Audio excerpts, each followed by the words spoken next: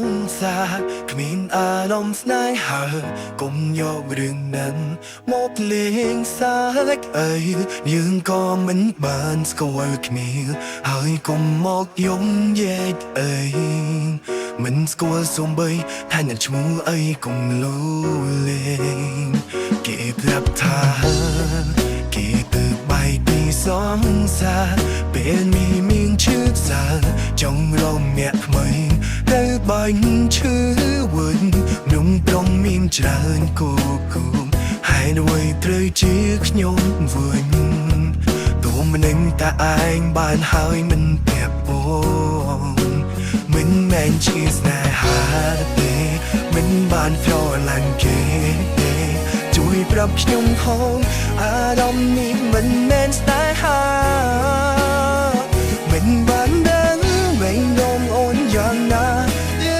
ក្នុងចិនមានអ្នកណាដឹងត្រឹមពេលនេះបែរដងចិនដល់សួនតាមវេដងខ្ញុំនិយាយប្រាប់អូនមិនថាថ្ងៃនេះឬថ្ងៃណាពុំមានតែធ្វើដោយធម្មតា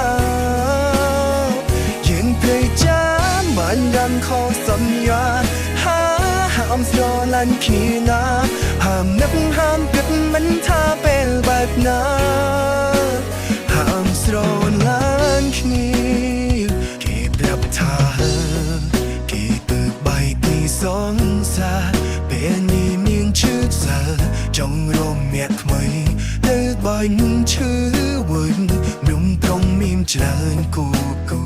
ហើយអ្វីត្រូវជាខ្ញុំវិញមិននឹងតែឯងបានហើយមិនពាក់ព័ន្ធមិនមែនជាស្នេហាទេមិនបានស្រឡាញ់គេទេជួយប្រាប់ខ្ញុំផងអារម្មណ៍នេះមិនមែនស្នេហា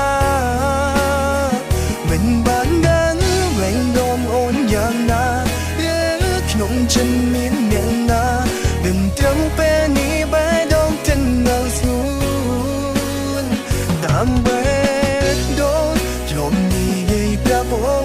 មិនថាថ្ងៃនេះឬថ្ងៃណាពុំមានតែធ្វើដោយធម្មតាយើងតែចាំបានដឹងខុសសន្យាថាហាមស្រឡាញ់គ្នាណាហាមនឹកហាមគិតមិនថាពេលបែបណាតាមវេដងខ្ញុំនិយាយប្រាប់អូនមិនថាថ្ងៃនេះឬថ្ងៃណាពុំមានតែធ្វើដោយធម្មតាបានដឹងខុសសន្យាថាហាមស្រឡាញ់គ្នាណាហាមនឹកហាមគិតមិនថាពេលបែបណា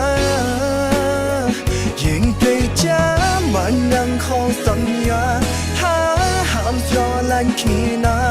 ហាមនឹកហាមគិតមិនថាពេលបែបណាហាមស្រឡាញ់